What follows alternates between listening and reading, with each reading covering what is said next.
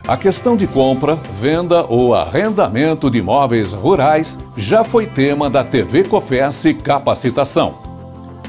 E nestas aulas que iremos apresentar, vamos focar exclusivamente no processo legal. Boa aula!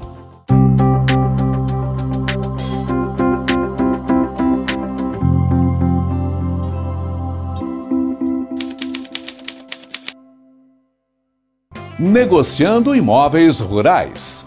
A venda de imóveis rurais pode ser um desafio para corretores, pelas especificidades que envolvem esse tipo de propriedade. Boa parte dos cuidados que devem ser observados na compra e venda de imóveis urbanos aplica-se aos imóveis rurais. Porém, para os rurais, há prudências extras que devemos observar, já que os imóveis rurais possuem regulamentação específica e estão sujeitos a fiscalizações próprias. Elencamos algumas considerações que podem ajudar a aumentar as chances de sucesso nas transações envolvendo imóveis rurais. Primeiro, conhecer bem o imóvel rural é fundamental. Suas características, potencialidades e limitações. Isso permite que o imóvel seja apresentado de forma mais eficiente para potenciais compradores. O conhecimento sobre o imóvel pode abranger, por exemplo, compreensão sobre as vias de acesso, as questões climáticas, o solo, as potencialidades e limitações construtivas. Segundo, compreender as necessidades do comprador. O corretor é o profissional que aproxima as partes que pretendem transacionar uma propriedade rural. Assim, deve saber quais são os objetivos do vendedor com aquela compra e alinhar com as potencialidades do imóvel.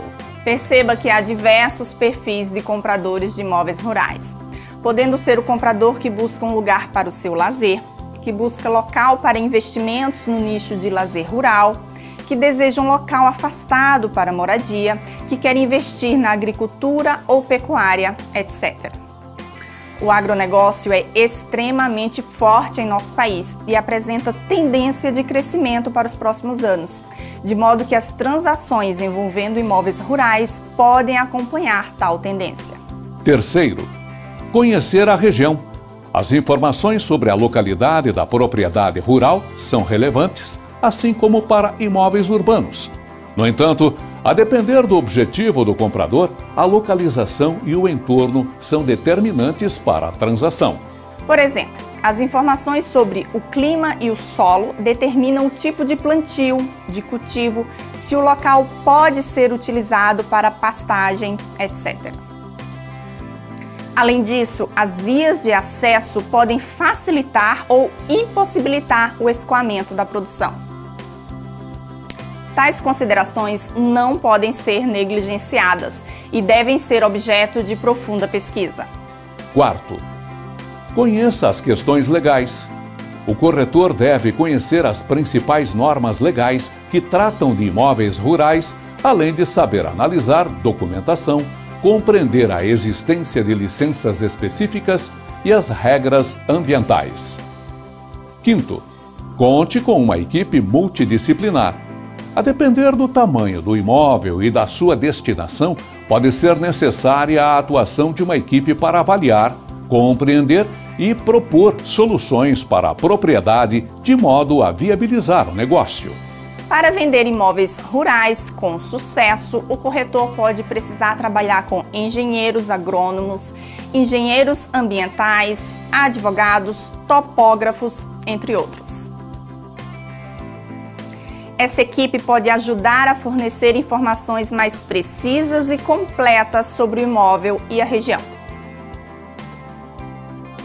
Um corretor especialista em imóveis rurais é aquele que tem um amplo conhecimento do mercado imobiliário rural e das particularidades do setor.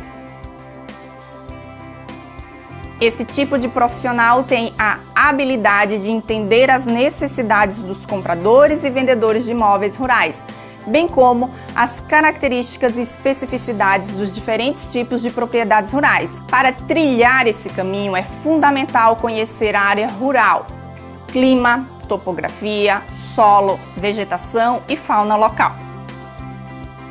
Deve estar atento ao mercado, compreendendo as tendências e preparando-se para as possíveis mudanças de preços, de oferta e demanda e as oportunidades de investimento. Por enfrentar questões especiais e demandar conhecimento específico, a atuação dos corretores de imóveis em transações envolvendo imóveis rurais, os honorários são diferenciados e mostram-se atrativos. A tabela referencial de honorários do sistema COFES-CRESSE sugere que os corretores de imóveis, em se tratando de imóveis urbanos, devem ficar entre 6% e 8%. Já em se tratando de imóveis rurais, deve ser de 8% a 10%. Lembrando que o Conselho Administrativo de Defesa Econômica, o CADE, proibiu o tabelamento da remuneração. O CRESSE-COFES mantém tabelas indicativas como uma forma de recomendação para nortear os profissionais. O corretor de imóveis tem liberdade para negociar o percentual com o cliente, caso a caso, podendo pactuar percentuais maiores, principalmente quando se tratar de imóveis singulares e com demandas específicas. Aqui se encerra a primeira aula. Como sempre, sugerimos que você baixe o conteúdo e debata com os seus colegas. Pois é muito importante esta troca de informações. Até a próxima aula!